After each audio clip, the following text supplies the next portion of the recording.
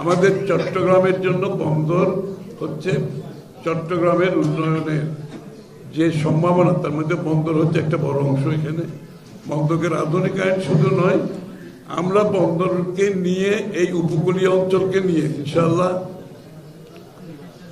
চট্টগ্রামকে আমরা একটি logistic hub হিসেবে গড়ে তুলব। এটা আমি আগেও বলেছি। এটা শুধু চট্টগ্রামের জন্য না, বাংলাদেশের জন্য না, এই আশেপাশের সব দেশগুলোকে নিয়ে তারাও যাতে ব্যবহার করতে পারে এই লজিস্টিক হাবটা। এর মাধ্যমে আসলে চট্টগ্রামের বড় ধরনের অর্থনৈতিক উন্নয়ন হবে। এবং চট্টগ্রাম এয়ারপোর্টকে নিয়ে আমাদের চিন্তা আছে ইনশাআল্লাহ প্যাসেঞ্জার কাম কার্গো হাব করার, এটা আমরা বিবেচনায় এনেছি। বাংলাদেশের জনগণ খুবই সজাগ।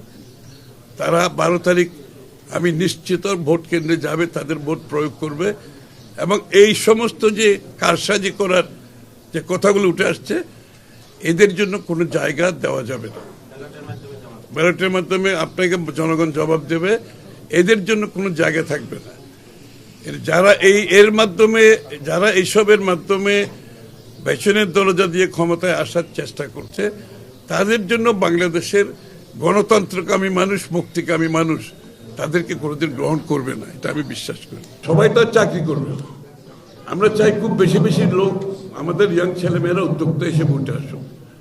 এই জন্য স্টার্ট আপ প্রোগ্রাম যেটা আছে, ওই স্টার্ট আপের মধ্যে আমরা সব ধরনের উদ্যোক্তাদের যাতে তারা ব্যবসায় আসতে পারে, ব্যবসায় যোগ দিতে পারে, তাদেরকে আমরা স্কিল সাপোর্ট দেব, তাদেরকে আমরা ঋণ সাপোর্ট দেব, তাদেরকে আমরা ব্র্যান্ডিং সাপোর্ট দেব, তাদেরকে আমরা ডিজাইনিং সাপোর্ট দেব। অর্থাৎ সব ধরনের সাপোর্ট দেওয়ার মাধ্যমে নতুন উদ্যোক্তা ছেলে মেয়েদের উদ্যোক্তা হিসেবে আমরা তৈরি করবো ইনশাআল্লাহ। আমাদের চট্টগ্রাম 11-তে তথা সারা চট্টগ্রামে এই কাজটা করা হবে। কারিগরি শিক্ষা খুব গুরুত্বপূর্ণ। বাংলাদেশে কিন্তু আমরা সবাই মেট্রিক, আইএ, বিএ, এমএ, তারপর পিএইচডি, তারপরে কারো চাকরি নেই। আমরা এখান থেকে বেরিয়ে আসতে হবে।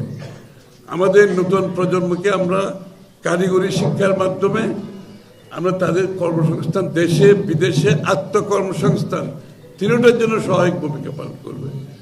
এই জন্য আমরা ভোকেশনাল ইনস্টিটিউট করবো ইনশাআল্লাহ চট্টগ্রাম 11 তথা চট্টগ্রামের জন্য।